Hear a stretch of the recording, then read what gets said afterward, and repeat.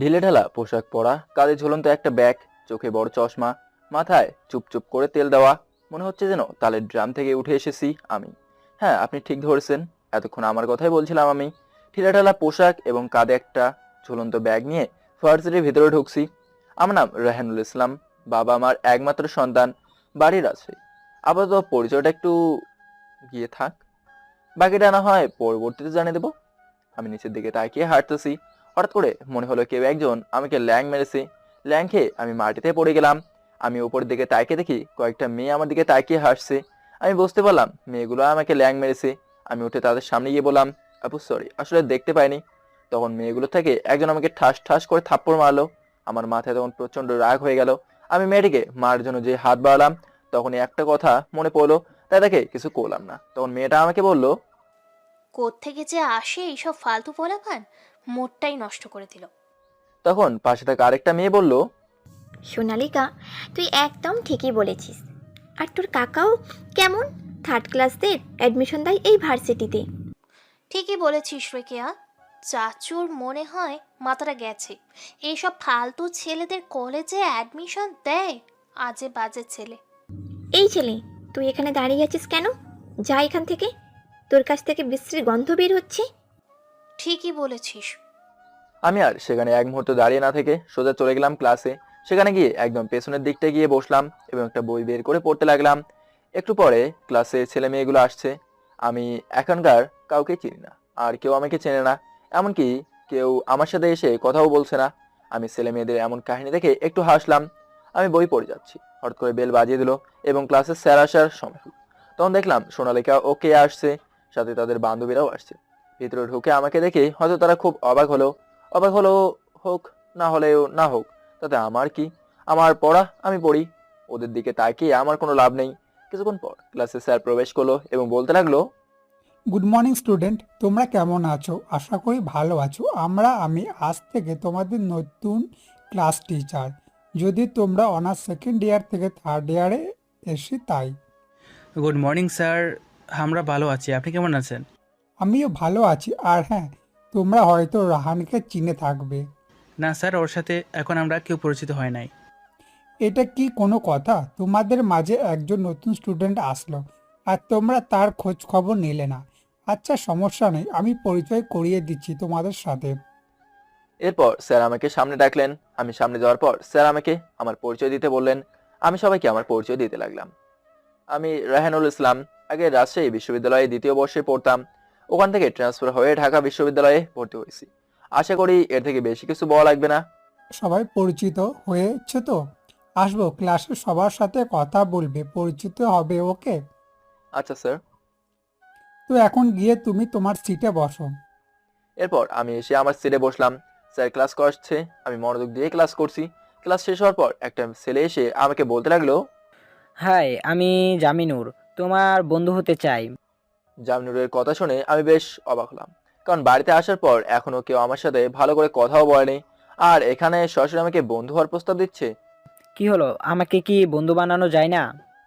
আমি তা বলিনি, আসলে আমার মতো একটা খ্যাত টাইপের ছেলের সাথে আপনি বন্ধুত্ব করতে চাচ্ছেন? বন্ধুদের মাঝে কোনো ধনী গরিব, স্মার্ট আনস্মার্ট দেখে বিবেচনা করা যায় না। তুমি আমার বন্ধু হবে, হবে কি না সেটা বলো।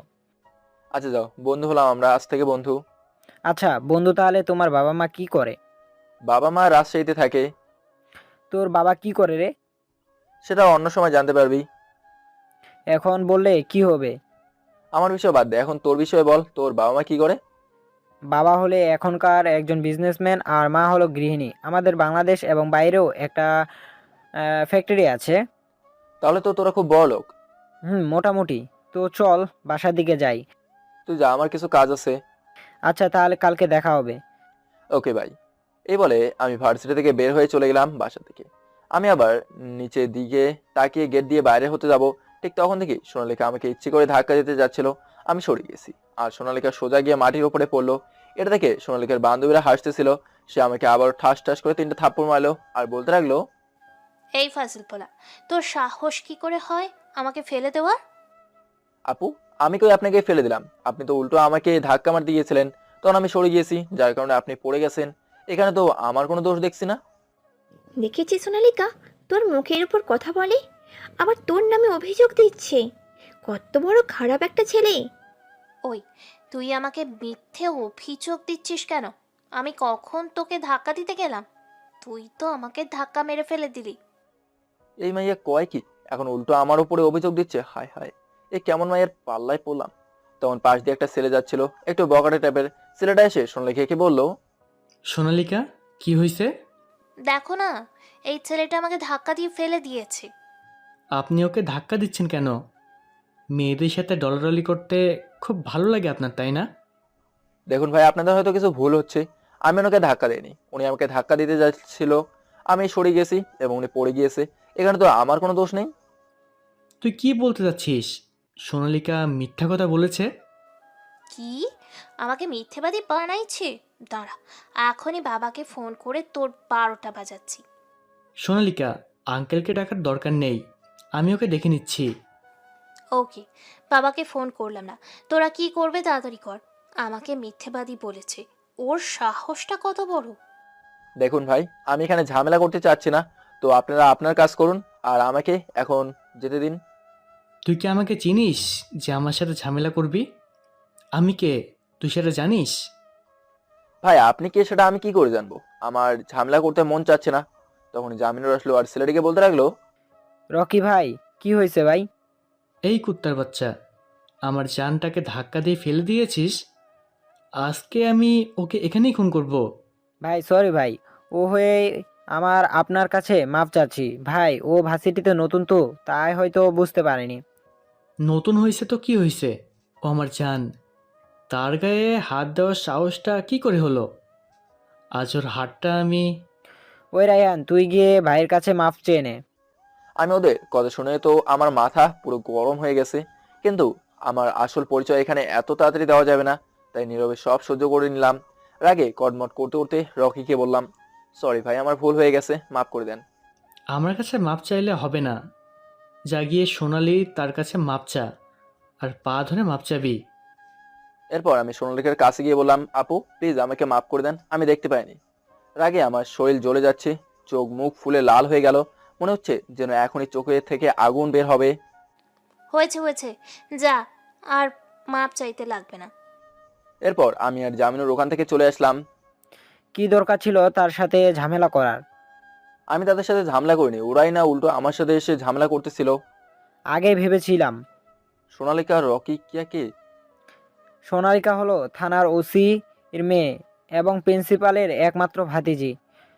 কোথায় এই কলেজের সব সময় পাওয়ার দেখে চলে। ও আচ্ছা, রকিটা কে? তুই কি কখনো গ্যাংস্টার জোকার কিং এর নাম শুনছস? না শুনিনি তো, কেন? ও হলো গ্যাংস্টার জোকার কিং এর লিডার, তার ডান হাত। খুন খারাপি করতে করতে তারা অভ্যস্ত। আর সেকেন্ডে কত হচ্ছে, ও হলো গিয়ে সোনালিকাকে ভালোবাসে। আচ্ছা, আর কেয়া? কেয়া মেয়েটার আগে ভালো ছিল, পরে সোনালিকাদের সাথে থাকতে থাকতে খারাপ হয়ে গেছে। কথায় আছে না, সঙ্গ দোষে লোহা সং বাসে, ঠিক তেমনই। আর কেমন একটু অহংকারী টাইপের, কিন্তু দেখতে মাশাল্লাহ। দোস্ত, ডাল মে কুছ কালা হে। তুই আমার দোস্ত, তাই তোকে বলছি আমি কেয়াকে ভালোবাসি। এই জন্যই তো বলি সবার নামে এত খারাপ খারাপ কমেন্ট, আর তার নামে বলতে লজ্জা পাচ্ছ কেন? আরে না, তেমন কিছু না, চলো যাই। একটু কাজ আছে, কাজটা সেরেই আমি চলে যাবো নে। আচ্ছা তুই থাক, তাহলে আমি যাই। ওকে যা। এরপর আমি আমার কাজ সেরে চলে গেলাম বাসায়। বাসায় গিয়ে দিলাম আরামের ঘুম। পরদিন সকালে ভার্সিটিতে গিয়ে দেখি সবাই হই হুল্লোড় করছে। তখনই ফিতুর চেহারা নিয়ে জামিনুর আমার কাছে এসে হাঁপাতে হাঁপাতে বলতে লাগলো, শুনছিস কিছু? কি শুনমু? কাল রাতে নাকি রকি খুন হয়েছে। কে বা কারা জানি তাকে খুন করে তার একটা হাত কেটে ফেলে দিয়েছে। কি বলিস? কিন্তু এসব... আমি ঠিকই বলছি, কিছুক্ষণ আগে পুলিশ এসে লাশটি নিয়ে চলে গেছে মনে হয় ময়নাতদন্ত করার জন্য। সে নাকি গ্যাংস্টার জোকার কিং এর লিডারের ডান হাত, তাহলে তার মৃত্যু কিভাবে হবে? ওনা অন্যদের মেরে ফেলে?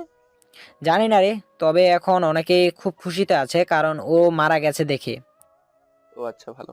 আজ ভার্সিটিতে কোনো ক্লাস হয়নি, সোনালিকায় কেউ আজ দেখেনি ভার্সিটিতে। আচ্ছা, সোনালিকায় কি ওকে ভালোবাসতো, সেই জন্য কি আজ ভার্সিটিতে আসেনি, নাকি অন্য কোনো কারণ আছে?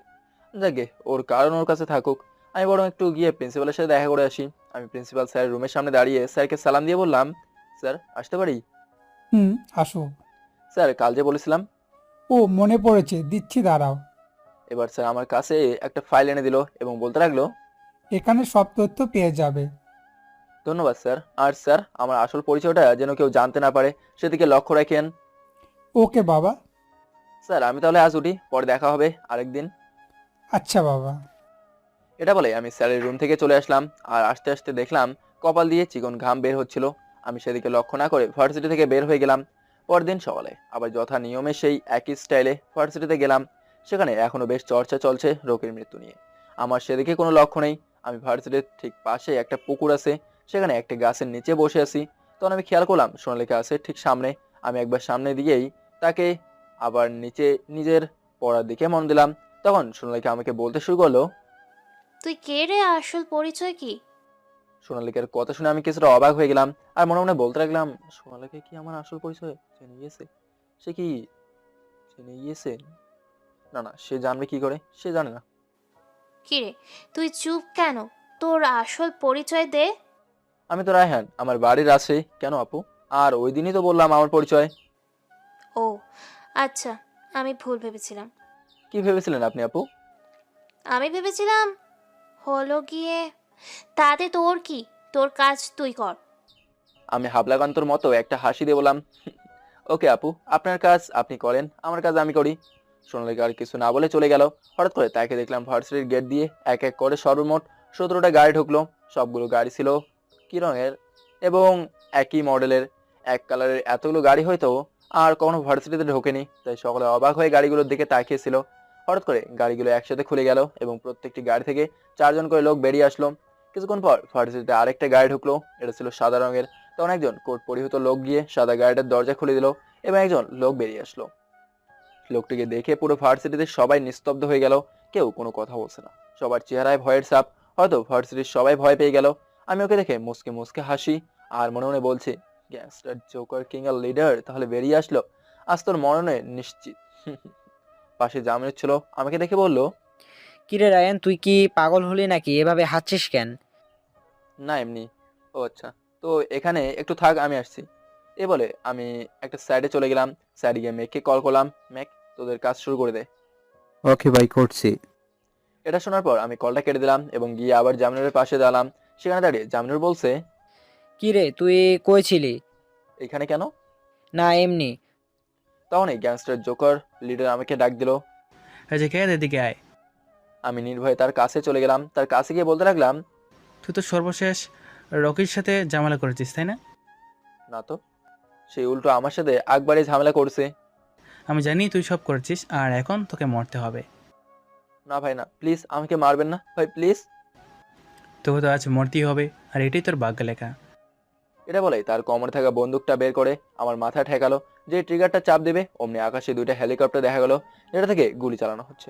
গুলিগুলো আর কেউ করছে না, করছে হলো গিয়ে দেশের টপ 2 গুলিবিদ মেক ও রাইসা। তারা সবাইকে ভয় দেখানোর জন্য গুলি করছে। ভয় সবাই এদিক ওদিক ছোটাছুটি করছে। লিডারেরও হাত কাঁপছে। সে আমাকে গুলি করা বাদ দিয়ে চলে গেল তার গাড়িতে। আমি গিয়ে চলে গেলাম সবার থেকে আড়ালে। কিছুক্ষণ পর হেলিকপ্টার 2টা ল্যান্ড করছে, সাথে আরো 20টা গাড়ি ভার্সিটিতে ঢুকেছে। সবাই তো একের পর এক অবাক হচ্ছে, কি হচ্ছে কেউ তা বুঝতেছে না। ভার্সিটিতে সকলকে শিক্ষকরা যার যার ক্লাসে নিয়ে গেল, আর তারা সবাই জানলা দিয়ে দেখছে। গোলাগুলিও বন্ধ। তখন গ্যাংস্টার জোকার কিং এর সকলে গাড়ি থেকে বের হলো, সাথে তাদের লিডার, এবং বের হয়ে বলতে লাগলো, এই কে রে? কার এত বড় সাহস যে আমার উপর গুলি চালায়? সাহস থাকলে বের হও। এরপর 20টি গাড়ির মধ্যে সবগুলো গাড়ির দরজা খুলে গেল এবং এক এক করে মোট 70 জন লোক বের হলো। তার মাঝে 2জন এসে আরেকটা গাড়ির দরজা খুলে দিল। সেখান থেকে কালো সাদা কোট পরিহিত একজন বেরিয়ে আসলো। তার পরনে ছিল সাদা শার্ট, সাদা প্যান্ট, সাদা কোট ও সাদা শু, আর মুখে ছিল একরাশ সাদা মুখোশ। দেখে মনে হচ্ছে যেন একজন হোয়াইট ম্যান গাড়ি থেকে বের হচ্ছে। এদের দেখে পুরো ভার্সিটির সকলে আরো বেশ ভয়ে কাঁপতে লাগলো। আর গ্যাংস্টার জোকার কিং দলের লিডার তো ভয়ে হিসু করে দিয়েছে এবং কাঁপা কাঁপা কণ্ঠে বলল, রায়হান ভাই, আপনি? এটা বলেই ও আমার পা ধরলো আর বলতে লাগলো, ভাই আমাকে মাফ করে দেন ভাই। পা স্যার। না ভাই, পা ছাড়বো না। তোর মতন বিশ্বাসঘাতককে মাপ করা হলো পৃথিবীর সবচেয়ে বড় ভুল। লিডার তখন তার পায়ের সাথে আটকানো একটা ছুরি দিয়ে আমাকে যে আঘাত করতে যাবে, অমনি আমি লিডারের মাথায় এক এক করে মোট 4টা গুলি করি। যার ফলে লিডার ওখানেই মারা যায়। আর লিডারের সাথে যারা এসেছিল তারা ভয়ে চুপসে যায়। ভার্সিটির সকলেতে ভয়ে কোনো কথা বলছে না। এরপর আমি হাতে একটা হ্যান্ড মাইক নিয়ে বলি, আমি হলাম হোয়াইট গ্যাংস্টারের লিডার রায়হান। আর আপনাদের কোনো ভয় নেই। আমি যতদিন বেঁচে আছি ততদিন আপনাদের কোনো ভয় নেই। আর কোনো গ্যাং এসেও এই ভার্সিটিতেই কেন, কোনো ভার্সিটিতে তাদের রাজত্ব চলবে না। আপনি সবাই নিশ্চিন্ত থাকুন। এটা বলেই আমি এবং আমার দলবলের সবাই চলে আসি ভার্সিটির বাইরে। এখন পুরো ভার্সিটি ফাঁকা, শুধু শিক্ষক এবং ছাত্রছাত্রী ভার্সিটিতে আছে। আমি কি জামিনের কাছে গেলাম, আমাকে দেখে জামিনুর বলতে লাগলো, দোস্ত তোর কিছু হয়নি তো? আমি তো ভেবেছিলাম তোকে হয়তো আর দেখতে পাবো না, কিন্তু আল্লাহর কাছে লাখো একটি শুক্রিয়া যে তোকে আবার আমাদের মাঝে ফিরিয়ে দিয়েছে। দোস্ত। তুই এতক্ষণ কই ছিলি রে দোস্ত? প্রচন্ড হিসু চেপেছিল, তাই হিসু করতে গিয়েছিলাম। ও আচ্ছা, তো চল এখন বাসায় চলে যাই, আজকেও কাজ হবে না। আচ্ছা চল।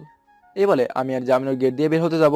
এমন সময় দেখি সোনালিকা, কেয়া এবং তাদের বান্ধবীরা মিলে কি যেন নিয়ে কথা বলছে। আমরা তাদের কাছে যাওয়ার পর শুনতে পেলাম, আজ তোরা হোয়াইট গ্যাংস্টারের লিডার রহমানকে দেখেছিস? দেখছি তো, সেই হ্যান্ডসাম। শুধু হ্যান্ডসাম, স্টাইলিশও, যাকে একবার দেখলে হাজারো মেয়ে ক্রাশ খাবে। এমনকি আমিও ক্রাশ খেয়ে গেলাম। কি ক্রাশ খেয়েছিস মানে?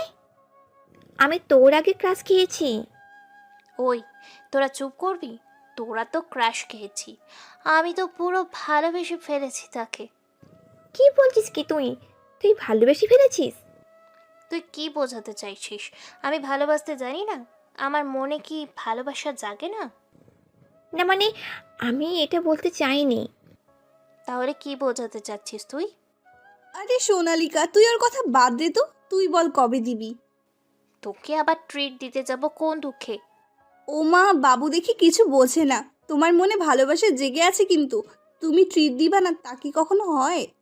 তাড়াতাড়ি বল, ট্রিট কখন দিবি? আচ্ছা, কালকে দিবনি, রাক্ষসী কোথাকার। রাক্ষসী বলেছে? আমি বলেছি কালকে নিব। এই বলে তারা হাসাহাসি করতে লাগলো। আমি আর জামিনুর কিছু দূর যাওয়ার পর আমি জামিনুরকে বললাম, দোস্ত, তোর গার্লফ্রেন্ড দেখি অন্য কারোর উপর ক্রাশ খায়। কার ওপরে ক্রাশ খাইছিস? মাত্রই তো বললেন, তুই শুনিসনি? না শুনিনি তো। কার উপর ক্রাশ খাইছিস রে? হোয়াইট গ্যাংস্টারের লিডার রায়হানের উপর। কি? কি না, জি। দোস্ত, আমি যে কেয়াকে ভালোবাসি সেটা কি কেয়া কখনো বুঝবে না? তুই কি কখনো বলেছিস কে কে যে কে আমি তোমাকে ভালোবাসি? না তো, কখনো বলিনি। আসলে সাহস হয়ে ওঠেনি, তার সামনে যাওয়ার পর বুকটা কেমন ধুপ ধুপ করে। খুব কি ভালোবাসিস কেয়াকে? হয়তো নিজে চাইতেও বেশি ভালোবাসি তাইকে। আচ্ছা চলো তাহলে। কই যাবি? তুই গেলেই দেখতে পাবি। এরপর আমি জামনুরকে এক প্রকার জোর করে নিয়ে আসলাম কেয়া, রিয়া ও সোনালিকার কাছে। ওখানে যেতে রিয়া বলে উঠলো, আই দেখ দেখ, এখানে কে এসেছে? খ্যাত আর তার বন্ধু। রিয়া, বাড়াবাড়ি হয়ে যাচ্ছে কিন্তু। কি বাড়াবাড়ি হচ্ছে? যা সত্যি তাই তো বললাম। জামনুর বাদ দে তো। আর কেয়া, তোমার সাথে কিছু কথা ছিল, একটু এদিকে আসবে? কি কথা? যা বলার তুই এখানেই বল। দরকারটা আমার থেকেও বেশি জামিনুরের। জামিনুর, তুমি কি আমাকে কিছু বলতে চাও? না মানে মানে হলো গিয়ে। ওই তুই হেয়ালি না করে বলতো। কেয়া, তুমি একটু ওদিকটাই চালো না, তারপর বলছি। যা বলার এখানে বলবি, অন্য কোনোখানে যাওয়া চলবে না। জামিনুর বলে দে তো, এখন যদি না বলিস তাহলে কিন্তু পরে তোকে পস্তাতে হবে। ওকে, বলছি। এরপর জামিনুর কেয়ার সামনে হাঁটু গেলে বসে, পকেট থেকে একটা ডায়মন্ডের রিং বের করে কেয়ার সামনে ধরলো আর বলতে লাগলো, জানি না ভালোবাসি কি করে বলতে হয়, কিন্তু ভালোবাসি তোমাকে, এটাই জানি। ভালোবাসি আজ থেকে নয়, গত 6 মাস ধরে। কিন্তু তোমাকে বলে ওটা সাহস হয়নি আমার। আজ বলে দিলাম কেয়া, ভালোবাসি তোমায়। I love you and really love you. Do you love me? Keya কোনো কথা না বলে কিছুক্ষণ নিশ্চুপ হয়ে দাঁড়িয়ে রইলো এবং তার সামনে কি হচ্ছে তা বোঝার চেষ্টা করলো। কি হলো, নিচুপ কেন? বলো, do you love me? Jaminur, দেখছিস না কেয়া নিশ্চুপ হয়ে দাঁড়িয়ে আছে? এর মানে কি তুই বুঝছিস না? জামিনুর বুঝতে পারলো কেয়া হয়েছে তাকে রিজেক্ট করে দিয়েছে, তাই দাঁড়িয়ে পড়লো এবং চোখ দিয়ে অশ্রু বের হতে লাগলো। আর জামিনুর আমাকে বলল, শুভ, চল আমরা এখন থেকে চলে যাই। আমি আগে থেকে জানতাম কেয়া আমাকে কখনো ভালোবাসবে না, আর আমি আজ তার প্রমাণও পেলাম। এটা বলেই জামিনুর চলে আসতে যাবে, ঠিক তখনই কেয়া এসে সবাইকে অবাক করে দিয়ে জামিনুরকে পেছন থেকে জড়িয়ে ধরে বলতে লাগলো, I love you Tuna, I love you, really love you. Jaminur তো কেয়ার মুখে টোনা নাম শুনে অবাকের শেষ পর্যায়ে চলে গেছে। টুনা নামটা তুমি কই থেকে পাইছো? কেন? না এমনি। কেয়া হেসে দিয়ে বলল, এমনি তাই না? না মানে হলো গিয়ে। আচ্ছা আমি বলি। কি বলবা? তেমন কিছু না, ভালোবাসার রাজকন্যা। এটা আমার আইডি। রায়ান ভাই তুই আমারে ধর, আমার কেমন জানি মাথাটা ঘুরতাছে। কেন রে, তোর আবার মাথা ঘুরছে কেন? আমার ভালোবাসার মানুষটি আমাকে এতদিন ভালোবাসিয়ে বলেনে আসছে, আর আমি তা জানতেও পারলাম না। কত পোড়া কপাল আমার। কেয়া তো জামিনুরের কাহিনী দেখে মিটিমিটি হাসছে। কেয়ার কাহিনী দেখে তো সবাই পুরাই অবাক। সে যে তলে তলে এত কিছু করে বেড়াচ্ছে তা কেউ টেরই পায়নি। তখন রিয়া কেয়াকে বলল, কিরে কিয়া, তুই তো দেখি খুব খুব শিয়ানা। সামনাসামনি তুই ভাজা মাছটা উল্টে খেতে জানোস না, আর তলে তলে গিয়ে ট্রাক চালাস। কি করবো বল, প্রথম দেখাতেই ওকে আমি ভালোবেসে ফেলেছি। তাই তো আমি ওর ফেসবুক আইডি নিয়ে আমার ফেক আইডি দিয়ে ওকে বারবার আই লাভ ইউ বলেছি, কিন্তু ও রিজেক্ট করে দিয়েছে। হয়েছে, তোরা থাম এখন। তো আজকে আমাদের ট্রিট দেবে, সাথে জামিনুর তো আছেই। আচ্ছা চল, কি আর করার। ওদের ট্রিটের কথা শুনে আমি ওখান থেকে চলে আসতে যাব, ঠিক তখনই জামিনুর আমাকে বলল, কি রে ভাই তুই কি কই যাচ্ছিস? বাসায় একটু কাজ আছে রে, কাজটা করতে যাব। কাজ পরে করা যাবে, এখন তুই আমাদের সাথে রেস্টুরেন্টে চল। এক্ষেত্রে কেটে নেওয়ার কি দরকার নেই, শরীর থেকে কি বিশ্রী গন্ধ বেরোচ্ছে, মনে হচ্ছে এক্ষুনি বমি করে দেব। সোনালিকা, এটা কিন্তু বাড়াবাড়ি হয়ে যাচ্ছে। আরে থাম, আমার জন্য তো দেখি ঝগড়া করবি নাকি? এর থেকে ভালো হবে তোর রেস্টুরেন্টে যা, আমি বাসায়। ও যখন এত না করছে তখন ওকে নেওয়ার কোনো দরকার নেই। এর থেকে বরং আমরাই যাই, তো মজা করতে পারবো। এই খ্যাতকে হয়তো রেস্টুরেন্ট দেখা পাবো না। আমি ওদের কথা শুনে একটা মুচকে হাসি দিলাম আর বলতে লাগলাম, দোস্ত তোরা যা, আমার দেরি হয়ে যাচ্ছে। এটা বলে আমি ওখান থেকে চলে আসলাম। আর এই সোনালিকা এবং ওরা গেল রেস্টুরেন্টে। আমিও খাবার জন্য আমার নিজের রেস্টুরেন্টে গেলাম। এটা বর্তমানে শহরে 1 নম্বরে আছে। আমি ওখানে গিয়ে অবাক হয়ে গেলাম, কারণ ওখানে সোনালিকা, জামিনুর, কিয়া এবং রুইয়া ছিল। আমি গিয়ে আড়ে তাদের, যাতে তাদের কথা এবং তাদেরকে দেখতে পারি, তখন একজন মেয়ে ওয়েটার এসে আমাকে বলতে লাগলো, আসসালামু আলাইকুম স্যার। স্যার কেমন আছেন? তুমি কেমন আছো? আর তোমার নাম রুহি তাই না? হ্যাঁ স্যার, আমি রুহি। তো কাজ কেমন চলছে? বেতন ঠিক মতো পাও তো? হ্যাঁ স্যার, তো বলুন আপনি কি খাবেন? এরপর আমি খাবার অর্ডার দিয়ে দিলাম। ও আমার জন্য খাবার নিয়ে আসলো। সোনালিকা বারবার খালি আমার টেবিলের দিকে তাকাচ্ছে। তখন কিয়া বলে উঠলো, কিন্তু সোনালিকা, তুই খাচ্ছিস না কেন, আর বারবার ওই টেবিলটার দিকে তাকাচ্ছিস কেন? ওই ছেলেটার দিকে তাকিয়ে দেখো তো, ওকে রায়হানের মতো দেখা যাচ্ছে না? কোন রাইহান? ওই ছেলেটা? হ্যাঁ ঠিক বলেছিস, খ্যাতটাই। ওই এখানে আসতে যাবে কেন? ওর কি বাপের সাধ্য আছে এই হোটেলে আসার? কত দামি একটা হোটেল দেখেছিস? ঠিক বলেছিস, ও তো আসতে যাবে না, আমার হয়তো মনের ভুল। ওই খ্যাতটার কথা বাদ দিয়ে এখন তুই একটু খাবার খাতো। এরপর সোনালিকা আর বাকি সবাই খাবার খেতে লাগলো। খাবার শেষ করে যে যার মতো বাসায় যাওয়ার পালা। কে আর রিয়া ও জামিনুরের বাসা একদিকে, তাই তারা একসাথে যাবে বলেও সিদ্ধান্ত নিল। আর সোনালিকার বাসা অন্যদিকে, তাই সোনালিকা আলাদা যাবে। তারা 3জন চলে গেল তাদের বাসায়। যেতে লাগলো, আর সোনালিকা একা একা যাচ্ছে, তাই আমি তার পেছনে নিলাম। কারণ আমার মনে হচ্ছিল আজ সোনালিকা আর কোনো বিপদ হবে। কিছু দূর যাওয়ার পর কয়েকজন লোক সোনালিকাকে ঘিরে ধরলো। হেই, আপনারা কারা? আর এভাবে আমাকে ঘিরে ধরেছেন কেন? তখন পাশে থেকে একটা গাড়ি থেকে একটা লোক বেরিয়ে আসলো, যাকে দেখে হয়তো সোনালিকা কিছুটা ভয় পেয়েছে। ওকে দেখে সোনালিকা তোতলাতে তোতলাতে বলল, রবিন, তুমি? হ্যাঁ আমি, আর আজকেই জেল থেকে ছাড়া পেয়েছি। তো তো তো তো হে এখানে কেন? তোকে এখন ধর্ষণ করব আর আমার জ্বালা মিটাবো। আমি কিন্তু এক্ষুনি চিৎকার করব। কর দেখি কেমন করতে পারিস। বাঁচাও, বাঁচাও, কেউ আমাকে। এই তোরা দেখছিস কি, ওকে ধর। এই বলে লোকগুলো সোনালিকাকে জোর করে গাড়িতে উঠে যেতে যাবে। ঠিক তখন আমি ওখানে গিয়ে বলতে লাগলাম, এই যে ভাইয়েরা, কি করছেন কি? এই তোর এখানে কোনো কাজ নেই, তুই এখান থেকে যা। কেন ভাই, আমি এখানে থাকলে সমস্যাটা কি? ওই তোরা ওই হালারে ধর, ও যেন বাঁচতে না পারে। এটা শুনে ওরা এক এক করে আমাকে মারতে আসলো, আর আমিও ধুমধাম করে মারতে থাকলাম।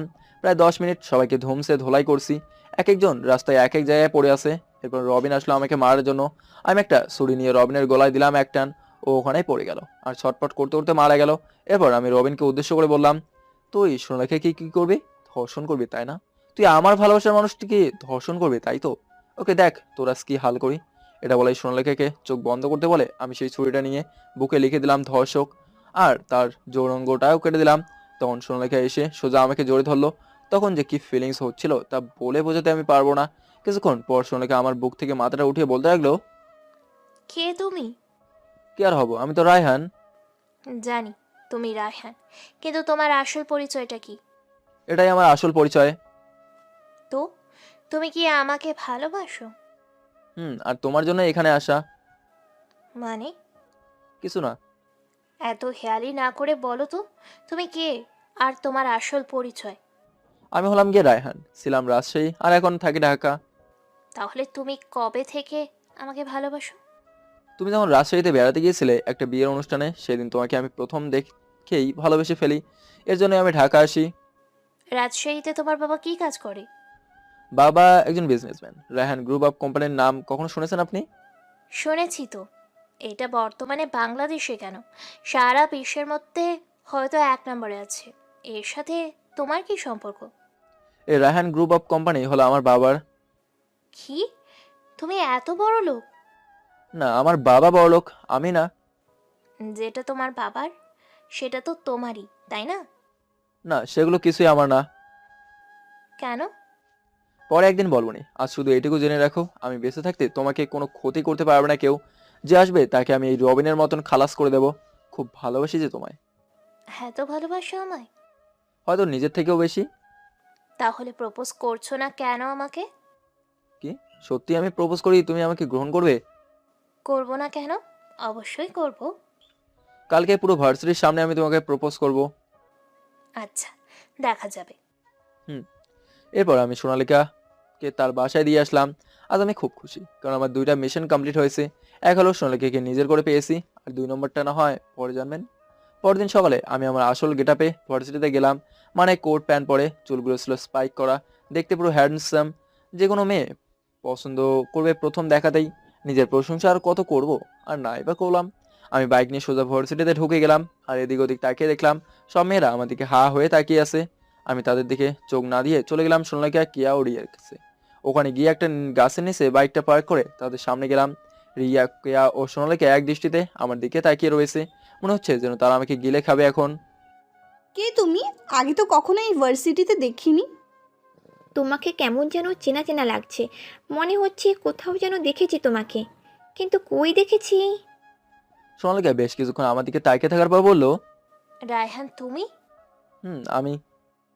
এটা খ্যাত রায়হান? রায়হান, কিন্তু খ্যাত না।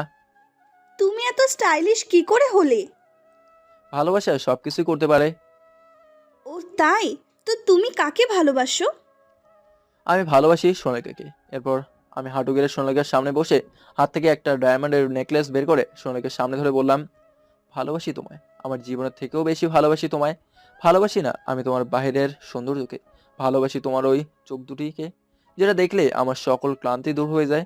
আমি তোমার ওই চোখ দুটিকে দেখে কাটিয়ে দিতে চাই আমার এই জীবন। ভালোবাসতে চাই আমার হৃদয় গভীর থেকে। সোনালিকা, তুমি কি দেবে সেই সুযোগ? আমায় কি ভালোবাসবে? হুম, খুব খুব ভালোবাসবো তোমায়। এটা বলে আমাকে উঠিয়ে শক্ত করে জড়িয়ে ধরলো। এমনভাবে ধরলো যেন তাকে ছেড়ে দিলেই আমি হারিয়ে যাব। প্রায় 10 মিনিট পর সোনালিকাকে ছেড়ে দিলাম। এরপর আমি তার গোলাপময় ঠোঁটের মাঝে আমার ঠোঁট ডুবিয়ে দিলাম। এমনকি সোনালিকার ঠোঁট দুটো সমানে চুষেও যাচ্ছি। সোনালিকাও আমাকে বাধা দিচ্ছে না। আমি তার নেশায় পুরো পাগল হয়ে গেছি। ঠিক তখনই কিয়া বলে উঠলো, সোনালিকা, এটা কি করছিস তুই? এটা একটা পাবলিক প্লেস। কিয়ার কথা শুনে আমাদের দুজনেরই হুঁশ ফিরল। আমরা একে অপরকে ছেড়ে দিলাম। দুজনেই লজ্জায় কিছু বলতে পারলাম না। আমি আশেপাশে তাকিয়ে দেখি সব জায়গায় ক্যাম্পাসের সবাই আমার দিকে তাকিয়ে আছে। রিয়া তো হা হয়ে দেখছে। আমি সব লজ্জা শরম দূরে রেখে বললাম, রিয়া, আপনি মুখটা একটু বন্ধ করেন, তা না হলে আপনার মুখে মশামাছি এমনকি হাতিও অনায়াসে ঢুকে যাবে। রিয়া তার মুখটা বন্ধ করে একবার আমার দিকে একবার সোনালিকার দিকে তাকাচ্ছে। এটা দেখে সোনালিকা বলছে, এটা কি করছিস তুই? কি আর করব, আমি আমার ফ্রেন্ডকে দেখছি যে কিনা কোনো ছেলেকে সহ্য করতে পারতো না, আজ সেই একটা ছেলেকে জড়িয়ে ধরেছে, সাথে লিপ কিস, তাও এই পাবলিক প্লেসে। কি করে সম্ভব এটা? প্রেমে পড়লে সবই সম্ভব, তা আমি আজ হাড়ে হাড়ে টের পেলাম। আমি তো দেখতেই পাচ্ছি। হুম। তো এখন ট্রিট দে। ওকে চল তাহলে রেস্টুরেন্টে। না, আমি যাব না। কেন? তোর আবার কি হলো? আসলে আজ আমাদের ঘুরতে যাওয়ার কথা ছিল, কিন্তু কিন্তু ও এখনো আসেনি। দেখ চলে আসবে। আমার মন বলছে তার কিছু একটা হয়েছে। আরে বাবা, কেয়া তো দেখি একদিনে জামিনুরের প্রেমে হাবুডুবু খাচ্ছে। আমি তো শুধু হাবুডুবু খাচ্ছি, তুই তো মিষ্টিও খেয়ে নিলি। কেয়ার কথা শুনে সোনালি কিছুটা লজ্জা পেল, আর কিছু বলো না। কিছুক্ষণ পর একটি গাড়ি আসলো, আর গাড়িটা হলো জামনুরের। ওই তো তোমার আশিক চলে এসেছে। আমার আশিক মানে? চল কেয়া, তুইও চল। তোর আশিক মানে তুই বুঝিস না? না, বুঝি না। মানে জামিনুর চলে এসেছে। কই কই? এই তো এইদিকে আসছে। কিছুক্ষণ পর জামনুর আমাদের কাছে আসলো, যাকে দেখে মনে হচ্ছিল সে কোনো কারণে খুব ভয়ে আছে। তার চোখে মুখে আমি ভয়ের আভাস দেখতে পেলাম, কিন্তু কি কারণে আমি তা বুঝতে উঠতে পারলাম না। তাই আমি জামনুরকে জিজ্ঞেস করলাম, কিরে কি হয়েছে তোর? তোর চোখে মুখে এমন ভয়ের আভাস কেন? কই না তো। না হলেই ভালো, চল তাহলে। কই যাবি? রেস্টুরেন্টে যাবো। আমি সোনালিকে প্রপোজ করেছি তো, আর সেও অ্যাকসেপ্ট করেছে। সেই খুশিতে ভাবছিলাম তোদের ট্রিট দেই, যদি তুই ট্রিট গ্রহণ করিস। ওকে চল তাহলে।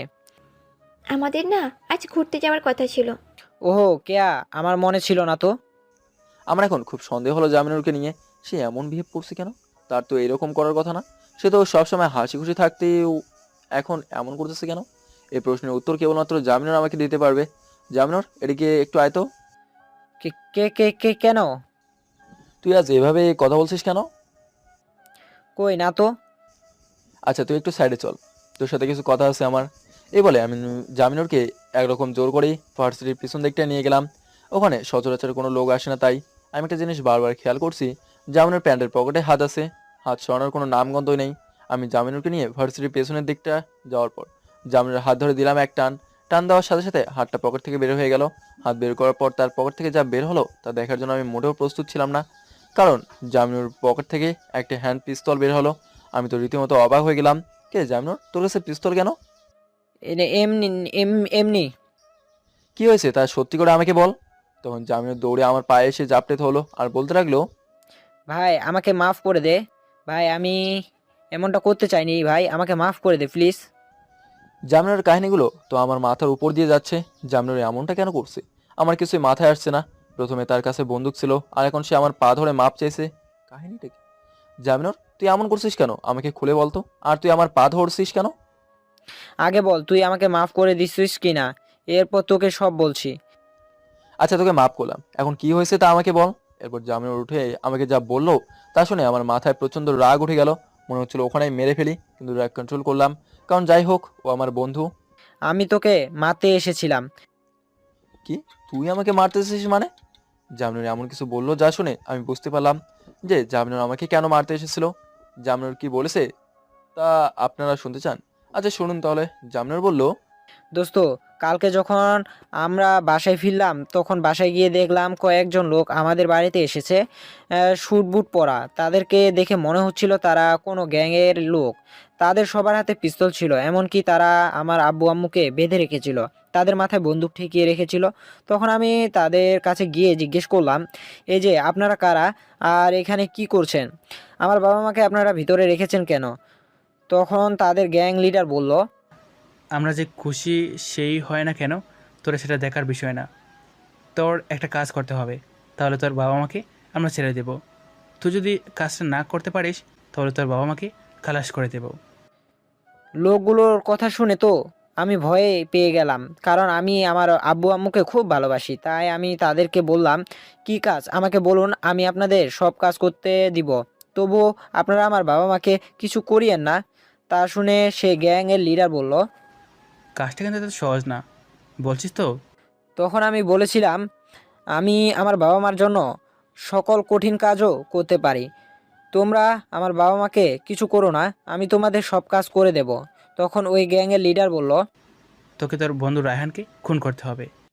লিডারের এই কথা শুনে আমি কিছুক্ষণ নিশ্চিত ছিলাম। তখন লিডার আবারও বলল, কী হলো, পারবি না তো? হ্যাঁ আমি জানতাম তুই পারবি না। কেয়ার করার তোর বন্ধুর জন্য আজ তোর মা বাবা মরে যাবে। বন্ধুত্ব হয়েছে আজ 3 দিন, আর বাবা মা ছিল সারা জীবন। এখন তুই বল কী করবি? এটা বলে ঠিক আছে টিগারের মধ্যে চাপ দিবে এমন ভাব। আমি ভয় বলে ফেললাম, আমি পারবো, আমি রায়ানকে মারতে পারবো, আমি মেরে ফেলবো রায়ানকে। তবুও আপনারা আমার মা বাবাকে কিছু করিয়েন না। তখন সেই লোকটি আমার হাতে একটি পিস্তল দিয়ে বলল, কালকের মধ্যে আমি যেন তোকে মেরে ফেলি। প্রথমে তো ভেবেছিলাম আমি আত্মহত্যা করব, কিন্তু তারা সেখানে আমাকে শান্তি দিল না, তাই বাধ্য হয়ে এখন আমি তোকে মারতে এসেছি। কিন্তু দোস্ত পারলাম না, আমি তোকে মারতে পারলাম না, আর পারলাম না আমার বাবা মাকে বাঁচাতে। আমি কি করব এটা তুই বলে দে। এটা বলেই হো হো করে কান্না করে দিল। আমার প্রথমে প্রচণ্ড রাগ উঠেছিল এটা শুনে যে ও আমাকে মারতে এসেছে, কিন্তু ওর কথাগুলো শুনে আমার মাথা ঠান্ডা হয়ে গেল। আসলেই তো সে তার বাবা মাকে বাঁচাতে চেয়েছে, এখানে তো তার কোনো দোষ নেই। তখনই জোরে একটা গুলির শব্দ পেলাম। আমি সামনের দিকে তাকিয়ে দেখি জামিনের বুক থেকে গড় গড় করে রক্ত পড়ছে। আমি জামিনের কাছে থেকে বন্দুকটা হাতে নিয়ে আশেপাশে তাকিয়ে দেখতে লাগলাম কে গুলি চালিয়েছে, কিন্তু আমি আশেপাশে কাউকে দেখলাম না। হঠাৎ করে সোনালিকার চিৎকার আমার কানে ভেসে আসলো। খুন! সোনালিকার চিৎকার শুনে ভার্সিটির পিছনের দিকটা পুরো ছাত্রছাত্রীতে ভরে গেল। কোথা থেকে এত লোক চলে আসলো আমি বুঝতে পারলাম না। সবাই এসে দেখলো জামিনের মাটিতে রক্তাক্ত অবস্থায় পড়ে রয়েছে এবং তার সামনে আমি গুলি নিয়ে দাঁড়িয়ে রয়েছি। হঠাৎ করে পুলিশের গাড়ি আসার শব্দ পেলাম। এত অল্প সময়ের মধ্যে পুলিশের গাড়ি আবার কে খবর দিল আমি কিছুই বুঝতে পারছি না।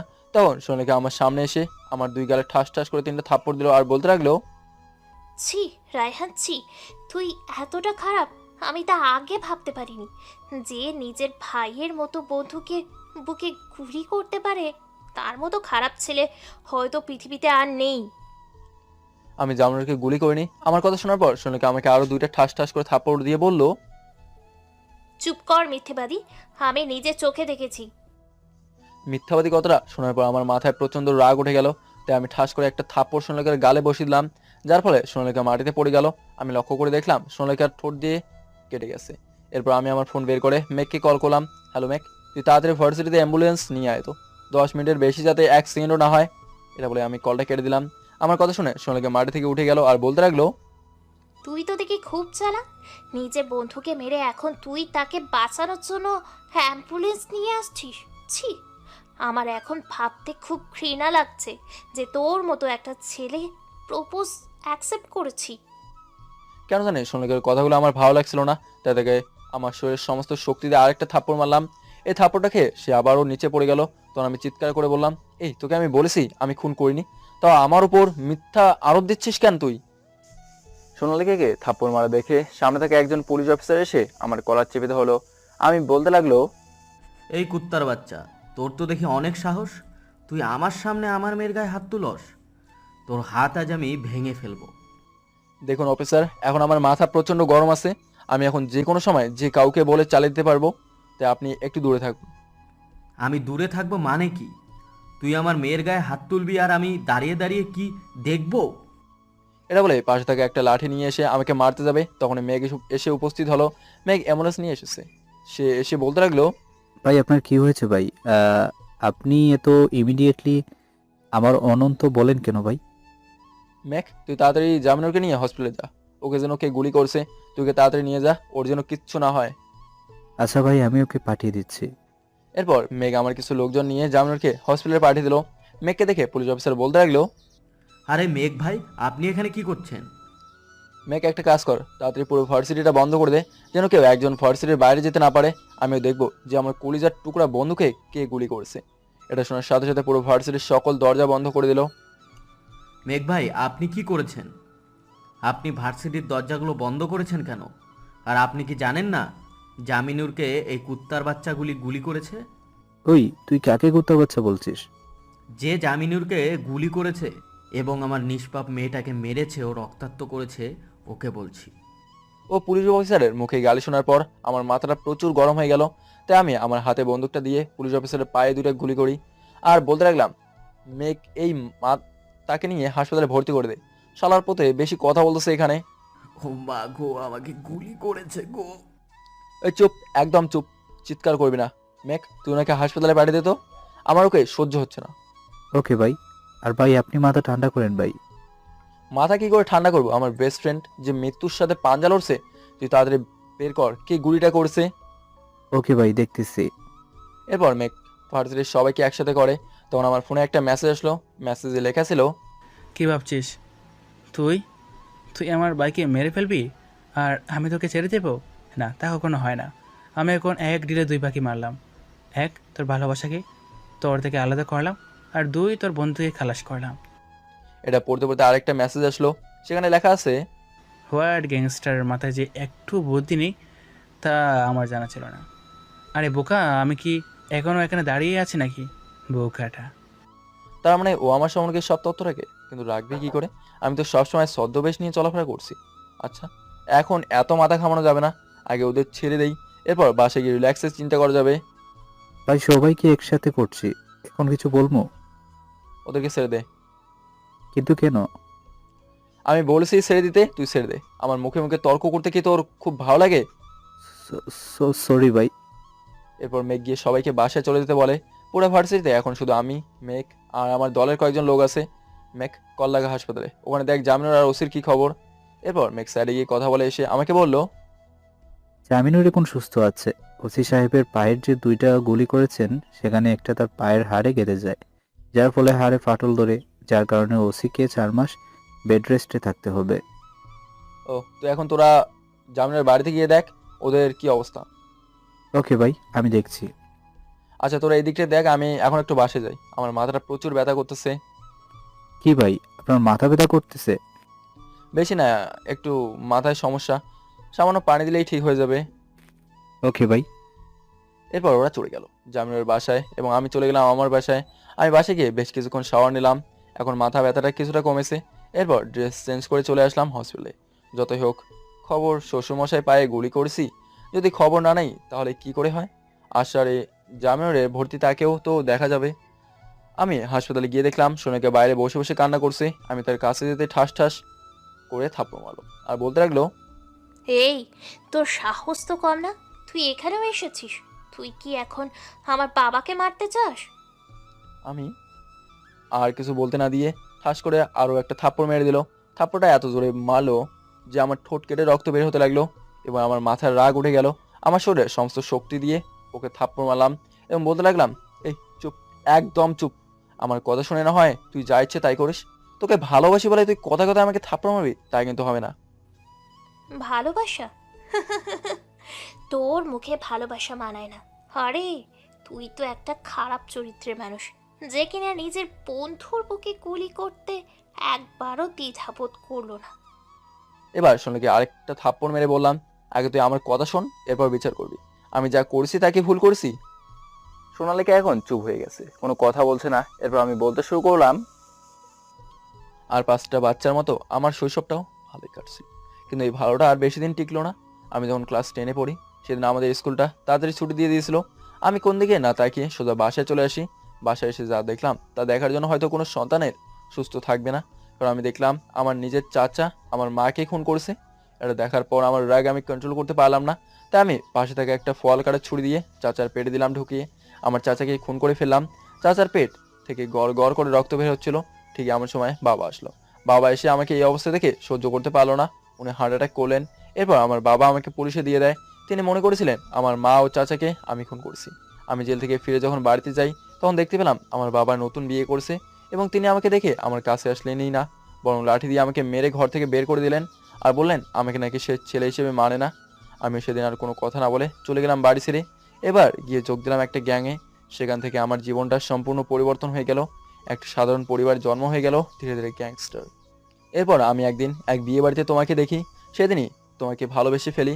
পরে তোমার বিষয়ে জানতে পেরে বুঝতে পারলাম তুমি ঢাকায় থাকো এবং ঢাকা বিশ্ববিদ্যালয়ে, তাই আমি চলে আসলাম ঢাকা তোমার খোঁজে। আর এখানে এসে শুনলাম গ্যাংস্টার জোকার কিংয়ের রাজত্ব এই ঢাকা ভার্সিটিতে, আর গ্যাংস্টার জোকারকে আমার সাথে ছলনা করে এখান থেকে চলে এসেছে। তাই ওকে মারতে এবং তোমাকে ভালোবাসি বলতে আমি ভর্তি হই এই ঢাকা ভার্সিটিতে এবং গ্যাংস্টার কিংয়ের লিডারকে আমি মেরে ফেলি। তার মানে তুই হোয়াইট গ্যাংয়ের কিংয়ের লিডার? হুম। তার মানে তুমি জামিনুরকে কি ইচ্ছে করে খুন করতে চেয়েছো? না। তাহলে কে খুন করেছে? আর যখন জামিনুর আসলো তখন তাকে দেখে আমার কেমন জানি সন্দেহ হচ্ছিল, তাই তো আমি তাকে নিয়ে সাইডে গিয়েছিলাম। সেখানে যাওয়ার পর আমি যা শুনলাম তা শোনার জন্য আমি মোটেও প্রস্তুত ছিলাম না, কারণ জামিনুর আজ আমাকে মারতে ভার্সিটিতে এসেছিল।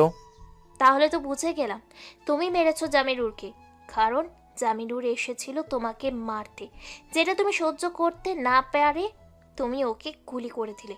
আর আমাকে দেখে জামিনুরকে বাঁচানোর মিথ্যে অভিনয় করলে, তাই তো? এত বেশি বোঝো কেন তুমি? এখানে এরকম কিছুই হয়নি।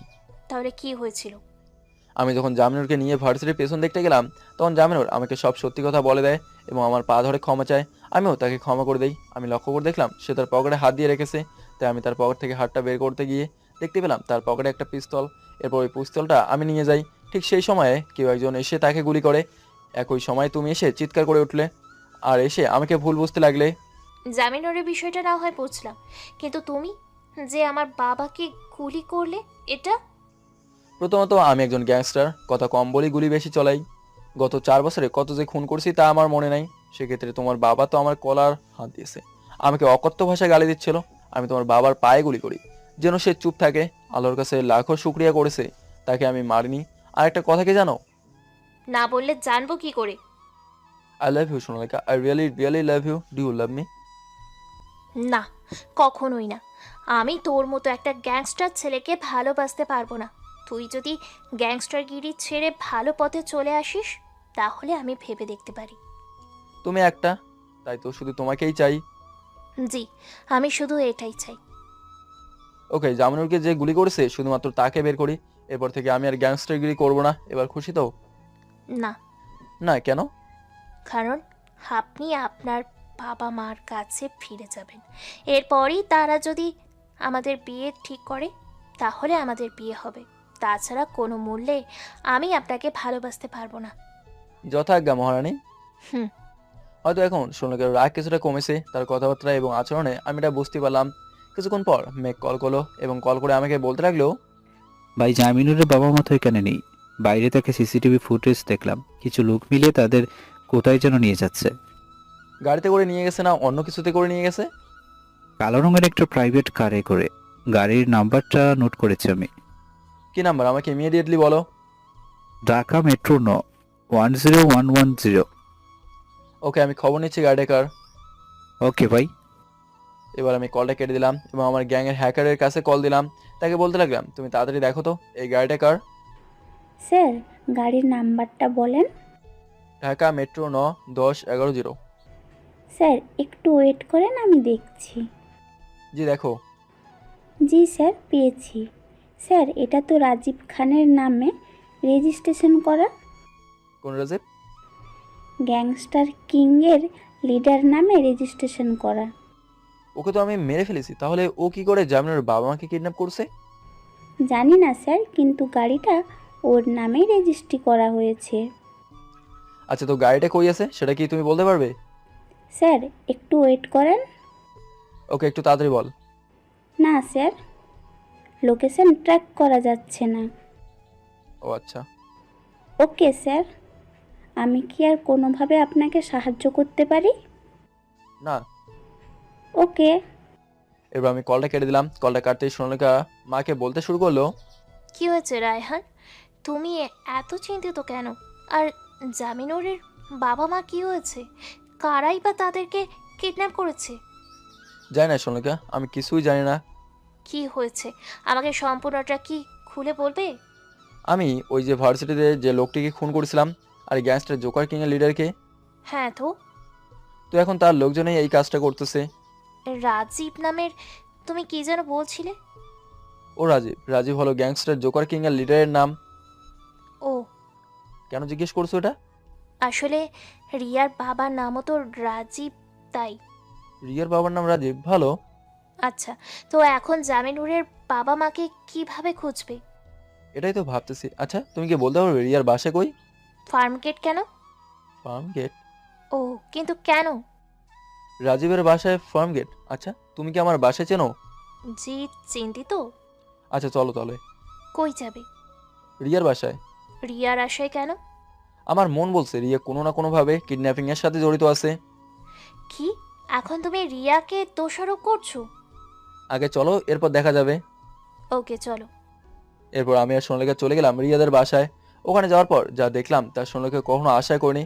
ওখানে যাওয়ার পর যখন বাড়ির ভেতরে গেলাম ঠিক তখনই কোথা থেকে যেন গুলি বর্ষণ হতে শুরু করলো আমাদের দিকে। সোনালীকে এদিকে আসো বলে সোনালীকে নিয়ে আমি সাইডে চলে গেলাম। সেখানে গিয়ে আমি মেয়েকে কল করে রিয়াদের বাসার ঠিকানা দিয়ে বললাম যত দ্রুত পারে এখানে চলে আসতে। এরপর কলটা কেটে দিয়ে আমি পিস্তলটা দিয়ে গুলি করতে লাগলাম ছাদের দিকে, কারণ ওখান থেকেই গুলি আসছিল। বেশ কিছুক্ষণ গোলাগুলি চলার পর মেঘ আসলো। এরপর আমরা 25 জন মিলে বাড়ির ভেতরে গেলাম। একজন একজন করে মরতে মরতে ভিতরে যাচ্ছি। পুরো বাড়িটা এখন রক্তের বন্যা হয়ে গেছে। আমাদের দলের 3 জন আহত হয়েছে। সোনালীকে এখনো বাহিরে দাঁড়িয়ে, ওদের দলের একজন আর ও একজন বেঁচে নেই। আমি পুরো বাড়ি খুঁজলাম, কিন্তু কোথাও রিয়া এবং জামিনের বাবা মা নেই। কিন্তু কি করব কিছু বুঝে উঠতে পারছি না। হঠাৎ করে কারো গোঙানের শব্দ শুনতে পেলাম, যেটা আমার পাশে থাকা দেওয়ালে থেকে আসতেছে। কি করে ভিতরে যাবো এটাই ভাবতেছি। এমন সময় দেখতে পেলাম দেওয়ালের সাথে একটা সুইচ লাগানো। আমি সুইচটা চাপ দিতেই সাথে থাকা দেওয়ালটা সরে গেল। তখন ভিতরের দিকে তাকে দেখি রিয়া একটা হাতে বন্দুক নিয়ে দাঁড়িয়ে আছে, আর সামনে 2 জন মধ্যবয়স্ক লোক, একজন পুরুষ ও একজন মহিলা বসে আছে চেয়ার সাথে, তাদের হাত পা বাঁধা। আমার বুঝতে আর বাকি রইল না যে এই 2 জনই জামিনুরের বাবা মা। আমি এক পা করে সামনের দিকে এগোচ্ছি, তাই দেখে রিয়া বলল, এই এক পাও আগাবি না, এক পা সামনে আসলে তোকে এবং ওনাদেরকে মার্ডার করে ফেলবো। আমি তার কথা শুনে না শোনার ভান করে সামনের দিকে এগোতে এগোতে বলতে লাগলাম, এই রিয়া, তুই না জামিনুরের বন্ধু, তাহলে কি করে পারলি জামিনুরকে গুলি করতে আর ওনাদের কিডন্যাপ করতে? এই সবই ছিল তোকে মারার প্ল্যান। কেন? আমি আবার কি করলাম? কি করিসনি এটা বল। তুই আমার বাবাকে হত্যা করেছিস, ভার্সিটির সকলের সামনে তো তোর কাছে মাপ চাইছিল, কিন্তু তাও তুই তাকে ক্ষমা করতে পারলি না। তুই তাকে হত্যা করলি, সাথে আমাকে করলি পিতাহারা, আমার মাকে করলি বিধবা। এই অমানুষটাকে তুই কি করে বাবার পরিচয় দিস? ছি ছি। কেন, কি করেছে আমার বাবা? তোর বাবা 200 জন মেয়েকে পতিতালয়ে বিক্রি করছে, 150 জন শিশুকে বিদেশে পাচার করছে, রংপুর বড় বড় 2টা বোমা ব্লাস্ট করছে, রাজশাহীতে একটা করছে, ও ঢাকাতে 3টা করছে, যেখানে সর্বমোট 110 জন লোক মারা গেছে। এর থেকেও বড় কথা কি জানো? কি? তোমার বাবা একজন নিকৃষ্ট লোক ছিল। না, আমি এটা বিশ্বাস করি না। এই সব কিছুর ফাইল আমার কাছে আছে, তাই তো ওই দিন প্রিন্সিপালের কাছ থেকে সব তথ্য নিয়েছি। প্রিন্সিপালের কাছ থেকে কেন? কারণ ওসি আমাকে এই সকল রিপোর্ট দিতে চাচ্ছিল না, তাই প্রিন্সিপালের কাছ থেকে নেই। আর প্রিন্সিপাল নেয় ওসির থেকে। রিয়ার বাবা এইসব কুকৃতির কথা শুনে রিয়ার হাত থেকে ফোনটা পড়ে যায়, আর সে কান্না করতে থাকে। এরপর আমি আলতো করে ওর হাত থেকে পিস্তলটা নিয়ে বললাম, মেয়েদের হাতে পিস্তল শোভা পায় না, মেয়েদের হাতে শোভা পায় হলো গিয়ে এই খুন্তি, ঝাড়ু ইত্যাদি। রিয়া আমার কথা শুনে সোজা এসে আমাকে জোরে ধরে কান্না করতে লাগলো, সাথে বলতে লাগলো, আমি জানতাম না আমার বাবা যে এতটা খারাপ। প্লিজ আমাকে ক্ষমা করে দাও। জানি তুমি ভুল বুঝে সব করেছো, এখন তুমি ওনাদের কাছে ও জামিনের কাছে ক্ষমা চাও, তাহলে যদি ওনারা ক্ষমা করে আমিও তোমাদের মাফ করে দেব। ওই, তোর তো দেখি মেয়েদের সাথে জড়িয়ে ধরার খুব শখ। না মানে? আর মানে করতে হবে না, কেন? এমনি। এই বলে আমি সোনালীকে, জামিনের বাবা মা ও রিয়া মিলে চললাম হাসপাতালের উদ্দেশ্যে। সেখানে গিয়ে রিয়া জামিনের কাছে মাপ চাইলে জামিনেরও মাপ করে দেয়। এরপর আমি আমার বাড়িতে চলে যাই। ওখানে গিয়ে দেখি বাবা ও আমাকে মেনে নিয়েছে। আমি আবারও আমার পরিবারকে ফিরে পেলাম। আমি আর এখন গ্যাংস্টারে নেই, কারণ গ্যাংয়ে সোনালীকে মানা করেছে যেতে। এখন গ্যাংয়ের সকল কাজ করবার মেগি করে। ও আপনাদের তো বলিনি, কাল জামিনুর আর কেয়ার বিয়ে হয়ে গেছে, তারা এখন সব খুব খুশি। আমি এখন আমার বাবার কোম্পানিতে কাজ করি। প্রথম আমার সৎ মা আমাকে দেখতে পারতো না, কিন্তু এখন আমাকে দেখতে পারে, আর আমি এখন তার নয়নের মণি। আমার আর সোনালীকা প্রেম চুটিয়ে চলছে। সোনালীকা বাবা প্রথমে আমার আর সোনালীকার সম্পর্ক মেনে না নিলেও পরে তিনি মেনে নিয়েছে 3 মাস পর। আজ আমার আর সোনালীকার বিয়ে। আজ কেন যেন অন্যরকম একটা ফিলিংস হচ্ছে, যা আপনারা বিয়ে করলেই বুঝতে পারবেন। বিয়ের কাজ সম্পন্ন হয় আমাদের বাসায় আসতে আসতে রাত 12টা বেজে গেল। এরপর আমি বন্ধুর সাথে ছাদে বসে আড্ডা দিচ্ছিলাম। আড্ডা দিতে দিতে রাত 2টা বেজে গেল, তো আমি খেয়ালই করিনি। তাই আমি ওদের কাছে বসলাম। দোস্ত তোরা থাক, আমি তাহলে যাই আপাতত। না, তা হবে না। আজকে সারা রাত আমরা আড্ডা দিব, তাই না কেয়া? জি হ্যাঁ, আমরা সারা রাত আড্ডা দেব। এই দেখ, তোদের বান্ধবী আমাকে ফোন দিতে দিতে অবস্থা খারাপ করে ফেলছে। এখন আপাতত যাই, রাত 2টা বাজে। বউকে পেয়ে কি আমাদের ভুলে যাচ্ছিস? ভালো তো, ভালো, খুব ভালো। তোদের বান্ধবী যে রাগী, আমি যদি আর একটু লেট করি তাহলে আমাকে জিন্দা কবর দিয়ে দেবে। প্লিজ দোস্ত, এখন অন্তত যাই। যা যা, তাড়াতাড়ি বইয়ের আঁচলে নিচে গিয়ে লুকা। তোরা যা ইচ্ছা তাই বল, আমি কিন্তু এখনই যাব। আচ্ছা যাও তাহলে। এরপর আমি ভেতরে এসে দেখতে পেলাম আমার বউটা লম্বা একটা ঘোমটা দিয়ে খাটের উপর চুপটি মেরে বসে আছে। আমি তখন দরজার সামনে দাঁড়িয়ে সোনিকার উদ্দেশ্যে বললাম, আমি কি ভেতরে আসতে পারি? না, একদমই না। কেন? কারণ আপনি পুরো 2 ঘন্টা পর এসেছেন, আর বাসর ঘরে কি কেউ এতক্ষণ অপেক্ষা করে? কেউ না করুক, আমার লক্ষ্মী বউটা তো আমার জন্য করেছে, এটাতে আমি অনেক খুশি। ও তাই? তো এখন কি বাইরে রাখবা নাকি ভেতরে আসতে বলবা? হুম, আসো গো আমার বরটা। এরপর আমি ভেতরে গিয়ে সোনালিকার সামনে বসলাম। তখন সোনালিকা বলল, এই তুমি উঠে দাঁড়াও। কেন? উঠে দাঁড়াতে বলেছি তো, এত প্রশ্ন করো কেন? হুম, সোনালিকার কথা মতো আমি উঠে দাঁড়ালাম। আমি উঠে দাঁড়াতেই সোনালিকা আমাকে বলল, এখন তুমি তোমার কানে ধরো, কেন? কারণ তুমি লেট করে এসেছো। তাই বলে কানে ধরতে হবে? 100 বার ধরতে হবে। শুধু কানে ধরলে হবে না, কানে ধরে 100 বার উঠবসও করতে হবে। কি? না, আমি এটা পারবো না। ওকে, তাহলে আমি তোমার বউয়ের অধিকার দিতে পারবো না, এই বলে দিলাম। রাগ করো না লক্ষ্মীটি, এ দেখো আমি কানে ধরছি। ধরো তো, আমি কি না করেছি নাকি? এ দেখো কানে ধরে উঠবসও করতেছি। এই 1, এই 2, এই 5, এই। তুমি কি আমাকে বোকা পেয়েছো? না তো, কেন? তাহলে তুই 1 2 এর পর 3 না বলে 4 না বলে 5-এ গেলি কেন? আচ্ছা সরি। হুম, যা তো, এখন তাহলে 150 বার কর। কিছু কম হয় না? না, আর এটাই তোর উপযুক্ত শাস্তি। কি আর করার, একবার করে 50 বার কান ধরে উঠবস করলাম। 51 বারে সোনিকা বলল, সারা রাত কি তুই শুধু কান ধরে উঠবস করবি নাকি? চাই না তো করতে, কিন্তু ওসির মেয়ের আদেশ পালন না করে যাব কোথায়? আচ্ছা, আর করতে হবে না, এবার সোজা হয়ে দাঁড়াও। আবার কি হলো? এই, আমি তোমাকে সালাম করলাম না, তো এখন সালাম করো। ও তো এখন করো। এরপর আমি উঠে দাঁড়ালে সোনালিকা আমাকে সালাম করে। উঠে দাঁড়িয়ে আমাকে বলতে লাগে, আমি কিন্তু ওসির মেয়ে, আমাকে যদি কখনো কষ্ট দাও তাহলে তোমাকে জেলে ঢুকিয়ে দেব। মাইয়া কয় কি? হুম, তো আমার বউটাকে কি আমি জড়িয়ে ধরতে পারি? আমি কি মানা করেছি নাকি? এরপর সোনালিকে কাঠে শুয়ে দিয়ে আমি তার উপরে শুয়ে পড়লাম। এরপর তার ঠোঁটের সাথে আমার ঠোঁট মিশিয়ে দিয়ে সোনালিকার ঠোঁটের স্বাদ গ্রহণ করতে লাগলাম। 5 মিনিট স্বাদ নেওয়ার পর সোনালিকা বলল, রায়হান, কথা দাও কখনো ছেড়ে যাবে না তো আমায়। তুমি আমার পাঠক পাঠিকাকেই জিজ্ঞেস করো। কি পাঠক পাঠিকা, আমি কি ওকে ছেড়ে যেতে পারবো কখনো? আপনাদের মনে হয় তা প্লিজ কমেন্ট বক্সে জানান।